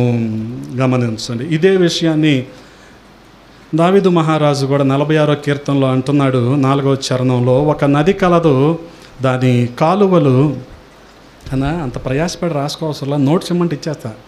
విపరీతంగా 20 పేజీలు ఉంది ఇక్కడ, ఎందుకు రాసుకుంటా? ఆ రాసుకునే టైంలో నువ్వు విన్నావు అనుకో, ఒక మాట అయినా వెళ్తుంది. అదే చెప్తున్నా ఇందాడి నుంచి. దాని కాలువలు దేవుని పట్టణమును సర్వోన్నతుని మందిరపు పరిశుద్ధ స్థలమును సంతోషపరుచుచున్నవి. గమనించండి. అంటే ఎవరి హృదయాలు తెరవబడతాయో వారి హృదయాల్లో నుంచి ఏం బయలుదేరతాయి? జీవధారలు బయలుదేరతాయి. కాబట్టి ఏం చేయాలి? హృదయాన్ని అన్నిటికంటే ఎక్కువగా భద్రంగా కాపాడుకోవాలి. గమనించండి. 47వ అధ్యాయం యెహెజ్కేలు గ్రంథంలో కూడా మరి మందిరపు బలిపీఠం దగ్గర ఆ గుమ్మం కింద నుంచి నీరు ఉబుకుతూ ఉంది కదా. ఆ ఉబికిన నీరు 1000 మూరలు వెళ్ళాక ఎంత లోతు వచ్చినాయి? చీలమండలం లోతు వచ్చింది. తర్వాత మళ్ళీ ఇంకా 1000 మూరలు వెళ్ళాక మోకాల లోతు అంతా వచ్చింది. మళ్ళీ ఇంకా 1000 మూరలు ముందుకెళ్తే ఆ నీరే బలిపీఠపు గుమ్మం దగ్గర ఉబికిన నీరు మొల లోతు లేదా నడుము లోతు వచ్చాయి. గమనించండి. నడుము లోతు వచ్చాయి. వాస్తవానికి ఈ నడుము లోతు అనేది సత్యాన్ని ప్రకటించే అనుభవం, మోకాళ్ళ లోతు ప్రార్థించే అనుభవం, చీలమండల లోతు సువార్తను ప్రకటించే అనుభవం కదా. చాలా విచారకరం ఏంటంటే ఈ రోజున బోధకులుగా చలామణి అవుతున్న చాలామందికి సువార్త ప్రకటించే అనుభవం, సువార్త చెప్పాలన్న భారం లేకపోవటం కదా. నడుము లోతు వచ్చేసి 1000 మూరలు వెళ్ళాక సత్యాన్ని ప్రకటించే అనుభవం కదా. గమనించండి, కన్యక తన ఆభరణాలను మర్చిపోద్దా, పెండ్లి కుమార్తె వడ్డానాన్ని మర్చిపోద్దా అంటాడు ఇర్మియా. ఈ వడ్డానం ఏంటి? ఆపద్దినమందు అపవాదిని ఎదిరించడానికి దేవుడు మనకిచ్చిన సర్వాంగ కవచం. నడుముకు సత్యమనే అదే. అందుకనే సత్యాన్ని ప్రకటించాలి. చంపేస్తారా? చంపేనివ్వండి కదా. ఇలా చెప్తే వచ్చేవారి నుంచి ఎవరు రారు. రావసరం లేదు, సత్యం నీ చెవికి వెళ్ళిందా చాలు.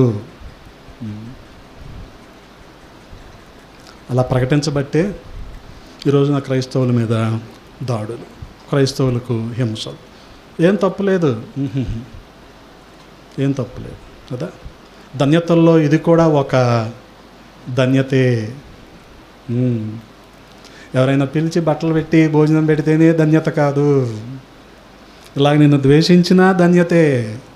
దీన్ని మర్చిపోవచ్చు. అందుకని ఇంకా 1000 మూరలు వెళ్ళాక ఎంత లోతు వచ్చినాయి అవి? ఈదలేనంత లోతు వచ్చేసి. అంటే సత్యములో నుంచి సర్వసత్యములోనికి, సత్యములో నుంచి సర్వసత్యములోనికి.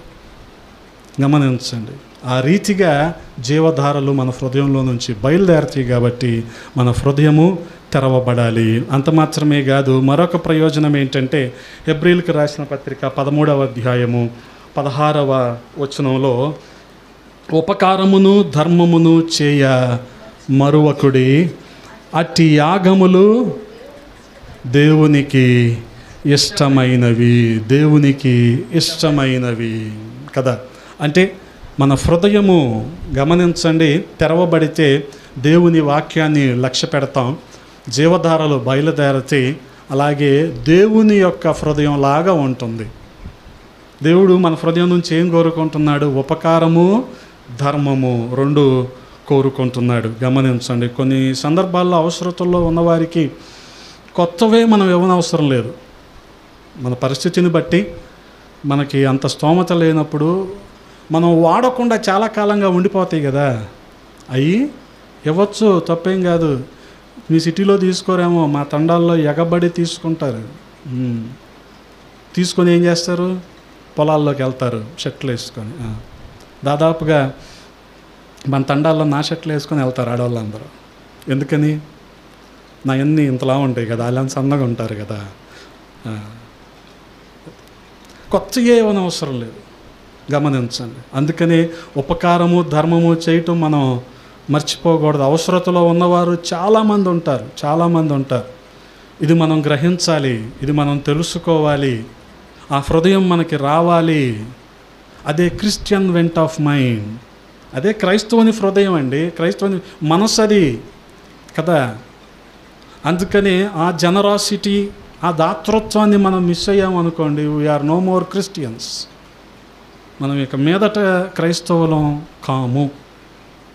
ఆ దాతృత్వాన్ని మనం మిస్ అయిపోతే, ఆ దాతృత్వం మనలో లేదనుకోండి, కనీసం చిన్న చిన్న అవసరతల్లో. అందుకని ఎవరి హృదయం తెరవబడుతుందో వారు గమనించండి. కొన్ని సందర్భాలలో చాలామంది బీరువాలు బాణకడుపులాగా ఉండిపోతాయి, కుక్కి పెడతారు. పక్కనోడికి ఇవ్వచ్చుగా, నువ్వు పోయాక తీసుకోమంటే తీసుకునేవాడికి ఎలాగ ఉంటుంది?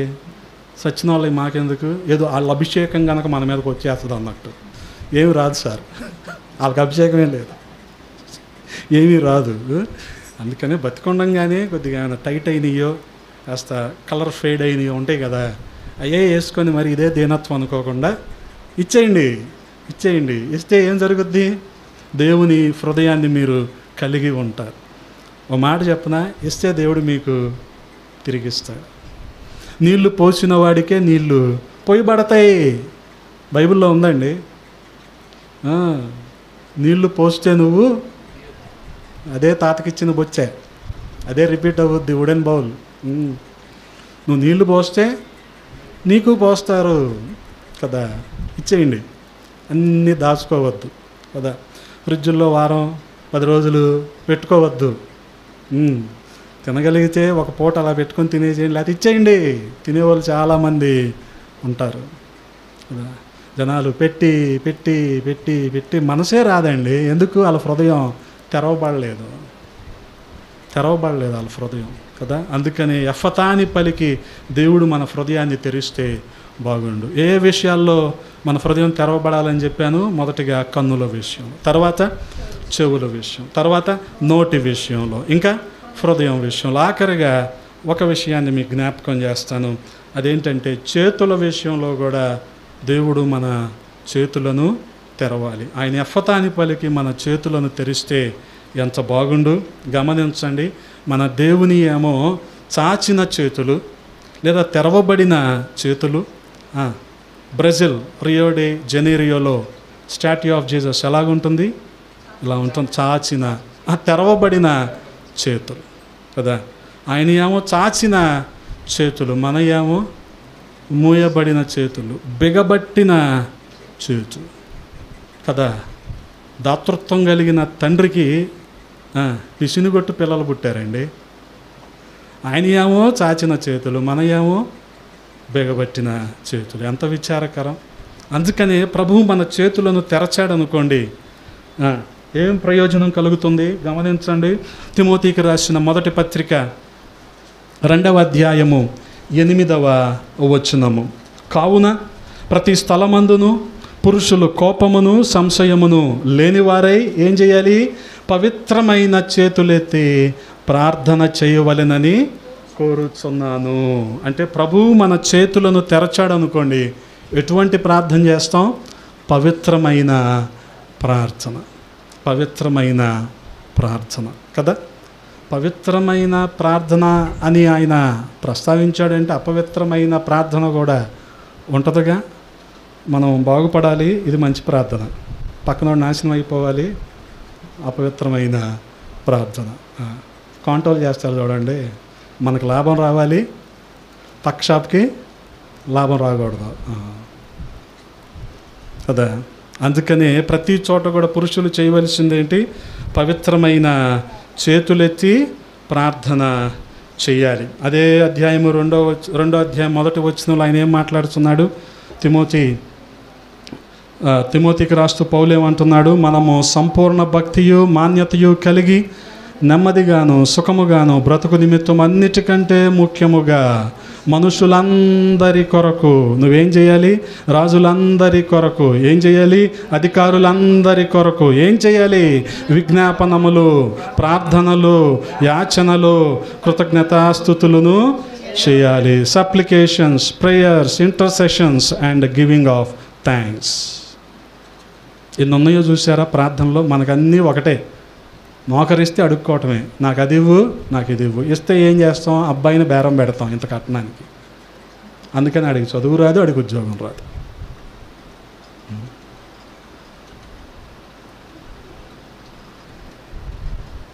నిజమమ్మా, మీకు తెలీదా? జనాలు ఎందుకు పిల్లల గురించి ఇదైపోతారంటే ఇదే. ఎస్పెషల్లీ థమ్సప్ మమ్మీస్ ఉంటారు చూడండి, వీళ్ళల్లో ఎక్కువ ఉంటుంది ఈ క్రేవింగ్, డౌరీ క్రేవింగ్ ఎక్కువ ఉంటుంది వీళ్ళల్లో. కట్నం రావాలి రావాలి రావాలి, ఎవరికి రావాలిరా? ఇదంతా ప్రేమతో జరిగేది అయితే కదా. ఇంకేముంటుంది అందులో? అంత డబ్బే ఉంటుంది. నుంచుంటే డబ్బు, కూర్చుంటే డబ్బు, అంతా డబ్బే కదా. అసలు ఎవడు పెట్టమన్నాడు భోజనాలు? మళ్ళీ వెనకాల బేసిను ఒక డబ్బా. ఏముంటుంది అందులో? ఏం ఉండదు కదా. ఏమైనా రికవర్ అవుద్దా? ఏం అవ్వదు. ఎందుకు సార్ ఇవన్నీ? అందుకని మనం ఎక్కడి నుంచి వస్తామో ఆ లక్షణాలు పోవేమో, ఆ డిఎన్ఏ పోదేమో మనలో. మనం ఇంకా ఏం మార్పు వచ్చింది మనలో? ఆ మార్పు కలిగిన వాళ్ళమైతే ఇట్లన్నింటిని వదిలిపెట్టేస్తాంగా మనం. అవసరమైతే పోగొట్టుకుంటాంగా, పోగేసుకోము ఇంకా, పోగేసుకో. గమనించండి. అందుకని ఏమేం చేస్తున్నాడు ఇక్కడ? అధికారులందరి కొరకు, రాజులందరి కొరకు, మనుషులందరి కొరకు విజ్ఞాపన, సప్లికేషన్. అంటే నీ గురించి నువ్వు అడగటం కాదు. విజ్ఞాపన ఎవరి గురించి? తోటి వ్యక్తుల గురించి సప్లికేషన్. నెక్స్ట్ ప్రేయర్స్, ప్రార్థన. ఎవరి గురించి? దేవునితో మనం మాట్లాడుతున్నాం, దేవునితో మన సహవాసం అది కదా. ఆ తర్వాత యాచన, ఇంటర్సెషన్ కదా. అంగలారుస్తూ ఉంటాం, దేవుణ్ణి బతిమలాడుకుంటూ ఉంటాం కదా. ఏండయ్యా, అవునమ్మా, ఇదే యాచన. ప్రభువుని అడిగేటప్పుడు అలా అడగాలి, ప్రభువుని గద్దించకూడదండి. మళ్ళీ జ్ఞాపకం చేస్తున్నాను మీకు, మన గొంతుండే ఉండొచ్చు కానీ ప్రభువుని గద్దించకూడదు. ఏదో పంపుల దగ్గర గద్దించినట్టు గద్దిస్తే ప్రభువుని ఎక్కడ సార్? మనకు కొద్దిగా ఉండాలి కదా, విఘ్నత, వివేకము, వివేచన ఇవన్నీ ఉండాలి కదా. ఇది intercession. Next giving of thanks. ఏంటిది? కృతజ్ఞతాస్తుతులు. అడిగినవి పొందుకున్నాము అన్న నిరీక్షణతో ఆయనకు కృతజ్ఞతాస్తుతులు. అందుకనే 3 నెలల తర్వాత వచ్చే పంట ఆయనకి ఇప్పుడే కనిపించింది. అది గమనించండి. ఆ రీతిగా ప్రతి చోట కూడా మనం ఏం చేయాలి? పవిత్రమైన చేతులెత్తి మనము ప్రార్థన చేయాలి. అందుకనే గమనించండి, మన చేతులు తెరవబడితే మనము ప్రార్థన చేస్తాం. అలాగే మన చేతులు తెరవబడితే ఏం జరుగుతుంది? నిర్గమాకాండము 17వ అధ్యాయము, నిర్గమాకాండం 17వ అధ్యాయము 9వ వచనము. మోషే యెహోషువతో, మన కొరకు మనుషులను ఏర్పరిచి వారిని తీసుకొని బయలు వెళ్ళి, ఇశ్రాయేలీయులకు ఎదురైన మొట్టమొదటి శత్రువులు ఎవరంటే అమాలేకీయులే. అమాలేకీయులతో ఇప్పుడు యుద్ధం చేయాలి. మరి మోషే ఏం చేస్తున్నాడు? నేను దేవుని కర్రను చేతపట్టుకొని ఆ కొండ శిఖరం మీద నిలబడతాను. యెహోషువ మోషే తనతో చెప్పినట్లు చేసి అమాలేకీయులతో యుద్ధమాడెను. మోషే, అహరోను, హూరు అనువారు ఆ కొండ శిఖరం ఎక్కిరి. మోషే తన చెయ్యి పైకెత్తినప్పుడు ఇశ్రాయేలీయులు గెలిచిరి. మోషే తన చెయ్యి దింపినప్పుడు, అంతేగాని ఇశ్రాయేలీయులు అని రాయలేదు.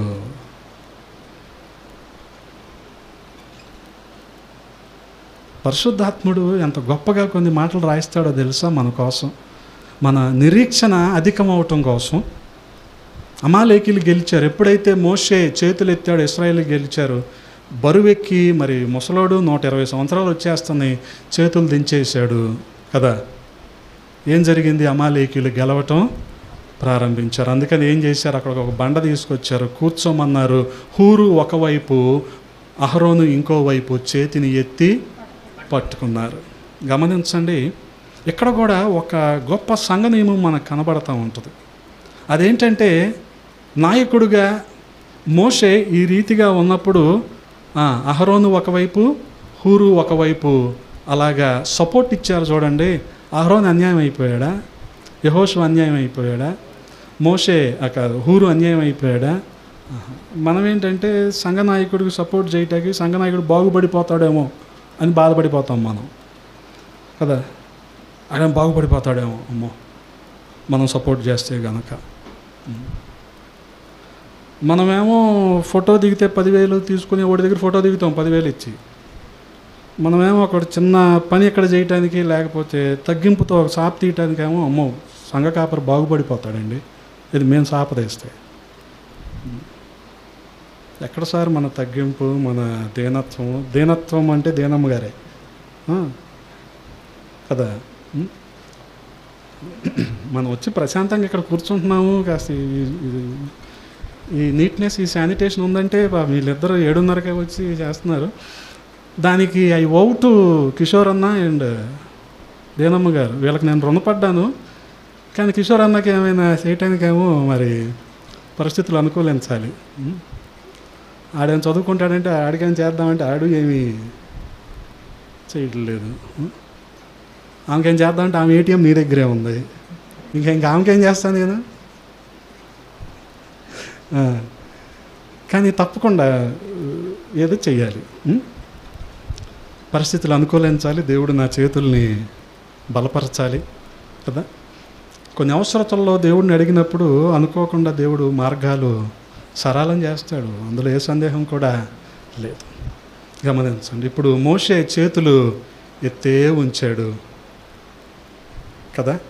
అహరోను హూరు చెరొక వైపు పట్టుకున్నారు.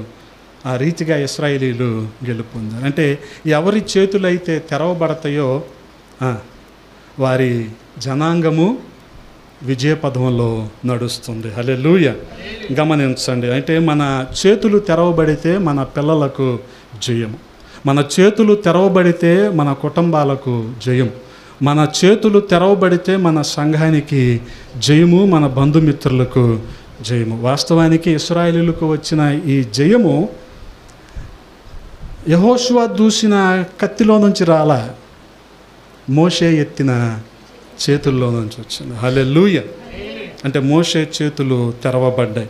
మరొక విషయం కూడా మీకు నేను జ్ఞాపకం చేసి ముగిస్తాను. అపోస్తుల కార్యములు 20వ అధ్యాయము 35వ వచనం. అపోస్తుల కార్యములు 20వ అధ్యాయము 35వ వచనం. మీరును ఇలాగూ ప్రయాసపడి బలహీనులను సంరక్షింపవలెననియు పుచ్చుకొనుట కంటే ఇచ్చుట ధన్యము అని ప్రభు అయిన యేసు చెప్పిన మాటలు జ్ఞాపకము చేసుకొనవలెననియు అన్ని విషయములలో మీకు మాదిరి చూపితినెను. 20వ అధ్యాయం వచ్చేసింది. అంటే ఎవరి పరిచర్య ఇది? పౌలపోస్తలుని పరిచర్య కదా. 13 నుంచి ఇంకంత పౌలపోస్తలుని పరిచర్య, 12 వరకు పేతురు పరిచర్య. ఏమంటున్నాడు? బలహీనులను మీరు సంరక్షించాలి. అంటే మీరేం చేయాలి? ప్రయాసపడాలి, ప్రయాసపడాలి. కాబట్టి ఇచ్చుట పుచ్చుకొనుట కంటే ఇచ్చుట ధన్యము అని లేఖనాలు చెప్తా ఉంటే మనమేమనుకుంటాం? ఇచ్చుట కంటే పుచ్చుకొనుట ధన్యం. ఏం తక్కువ? ఎక్కడి నుంచి ఎంతెంత వస్తుందో తెలుసా? కాబట్టి ఇవ్వాలి కదా. అంటే చెప్పాను కదా, అపవాది ఏం చేస్తాడు? బైబిల్కి పూర్తిగా వ్యతిరేకంగా మనకి బోధిస్తాడు. బైబిల్ మనకు బోధించేది ఒకటైతే దానికి వ్యతిరేకంగా బోధిస్తాడు. అందుకనే గమనించండి, పుచ్చుకొనుట కంటే ఇచ్చుట ధన్యము. అంటే ఇవ్వటం అనేది దైవ లక్షణం, దాచుకోవటం అనేది దయ్యం లక్షణం.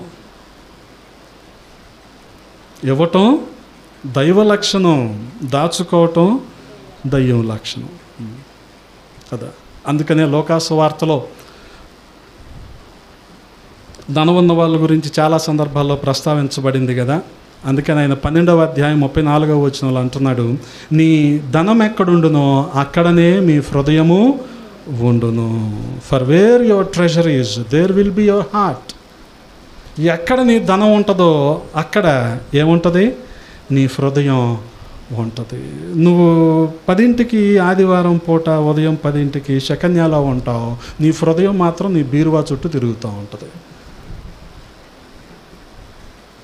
ఎందుకు? నీ ధనమంతా అక్కడే ఉంది కదా.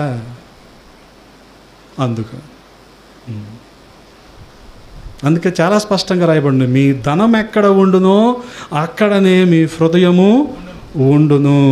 కాబట్టి గమనించండి, ఇచ్చుట అనేది దేవుని యొక్క లక్షణం, దైవ లక్షణం. అలాగే ఇవ్వటం మనం ప్రారంభిస్తే దేవుని హృదయానుసారులం అవుతాం. ఇవ్వటం ప్రారంభిస్తే దేవుని హృదయానుసారులం అవుతాం. గమనించండి, అది పరిచర్యకు కావచ్చు, అది అవసరతలో ఉన్నవారికి కావచ్చు. ఇవ్వటం అంటే కేవలం ధనం మాత్రమే కాదు, అది వస్తు రూపేనా, మాట రూపేనా.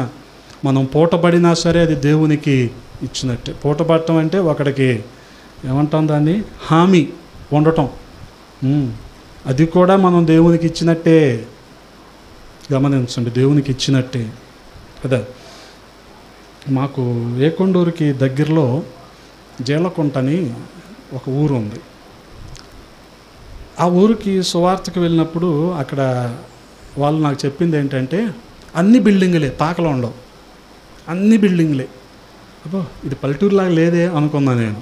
అప్పుడు వాళ్ళు ఏం చెప్పారంటే, ఇంటికి ఒక గవర్నమెంట్ ఉద్యోగస్తుడు ఉంటారండి అన్నారు. ఎలాగండి ఇంటికి ఒక గవర్నమెంట్ ఉద్యోగం? అమ్ము అంటే ఎప్పుడు 60-70లోనే ఒక మిషనరీ వచ్చి వాళ్ళందరినీ కూడా మోటివేట్ చేసి, మనకి జీకొండూరుకి కట్టుబడిపాలెనికి మధ్యలో విద్యానగరం అనే ఏరియాలో స్కూల్స్, హాస్టల్స్ అన్నీ పెట్టి వాళ్ళందరిని ఇక్కడ చదివించి ప్రయోజకులుగా చేసి, వాళ్ళు కనీసం ఎక్కడో చోట మన 2 జిల్లాల్లో వారికి ఉద్యోగాలు వచ్చేలా చేశాడంట ఆయన డబ్బే ఇవ్వలేదే, ఆయన సమయాన్ని అక్కడ వెచ్చించాడు, వారికి సలహా ఇచ్చాడు, చదువుకోమన్నాడు. ఇప్పుడు లేదు కానీ మనకి విజయవాడలో కూడా KNH హాస్టల్స్ అని జర్మనీ వాళ్ళ హాస్టల్స్ ఉండే. వీళ్ళు ఎక్కువగా CSI స్కూల్స్లో చదువుతారు, CSI హాస్టల్స్లో ఉంటారు. ఇదంతా కూడా అది కూడా దేవునికి ఇవ్వటమే. గమనించండి, ఆ రోజు నా మిషనరీ చేసిన ఆ చిన్న పని కాదండి, పెద్ద పని. ఎందుకనంటే ఇంటికి ఒక గవర్నమెంట్ ఉద్యోగస్తుడు ఉండడం అంటే మామూలు విషయమా? రైల్వేలో ONGC సెంట్రల్ గవర్నమెంట్ ఉద్యోగాలు కూడా.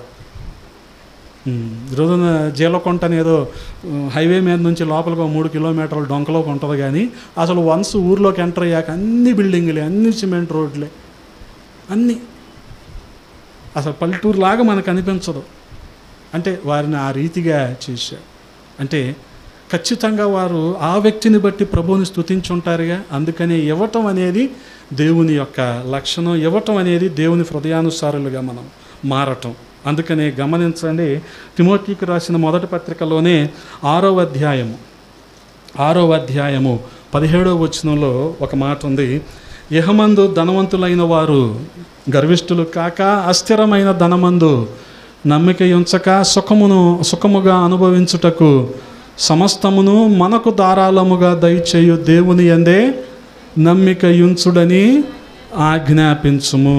కాబట్టి అస్థిరమైన ధనంలో మనం నమ్మిక ఉంచకుండా సమస్తాన్ని మనకి అనుగ్రహించిన దేవునిలోనే మనం నమ్మిక ఉంచాలి. అంత మాత్రమే కాదు, వారు వాస్తవమైన జీవమును సంపాదించుకునే నిమిత్తము రాబోవు కాలమునకు మంచి పునాది తమ కొరకు వేసుకొనుచు మేలు చేయువారును సత్క్రియలను ధనము గలవారును ఔదార్యము గలవారును తన ధనములో ఇతరులకు పాలిచ్చువారునై ఉండవలెనని వారికి ఆజ్ఞాపించుము.